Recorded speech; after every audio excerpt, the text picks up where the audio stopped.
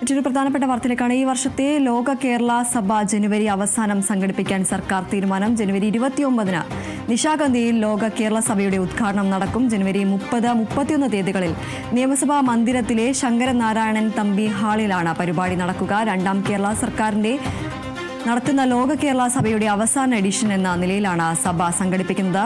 കേരളത്തിനകത്തും പുറത്തുമുള്ള പ്രവാസി മലയാളികളെ കേരളീയരെയും ഒന്നിപ്പിച്ച് അവരുടെ കഴിവുകളും സഹകരണവും കേരളത്തിന്റെ വികസനത്തിനായി ഉപയോഗപ്പെടുത്താൻ ലക്ഷ്യമിട്ട് കേരള സർക്കാർ 2018 രൂപീകരിച്ച ഒരു പൊതുവേദിയാണ് ലോക കേരള സഭ. എന്നാൽ കഴിഞ്ഞ വർഷങ്ങളിൽ ലോക കേരള സഭയുടെ നടത്തിപ്പുമായി ബന്ധപ്പെട്ടും പരിപാടികളിലേക്ക് ക്ഷണിക്കപ്പെടുന്ന അതിഥികളുടെ കാര്യത്തിലും വലിയ വിമർശനങ്ങൾ ഉയർന്നിരുന്നു. സാമ്പത്തിക പ്രതിസന്ധികൾക്കിടയിൽ ലോക കേരള സഭ നടത്തുന്നത് അനാവശ്യമാണെന്ന നിലപാടിലാണ് പ്രതിപക്ഷം പരിപാടി ബഹിഷ്കരിക്കുകയും ചെയ്തിരുന്നു.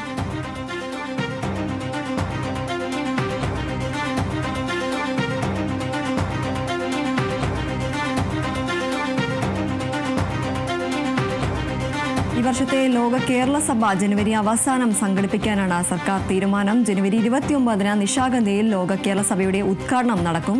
ജനുവരി 30-31 തീയതികളിൽ നിയമസഭാ മന്ദിരത്തിലെ ശങ്കരനാരായണൻ തമ്പി ഹാളിലാണ് പരിപാടികൾ നടക്കുക. രണ്ടാം കേരള സർക്കാർ നടത്തുന്ന ലോക കേരള സഭയുടെ അവസാന എഡിഷൻ എന്ന നിലയിലാണ് സഭ സംഘടിപ്പിക്കുന്നത്.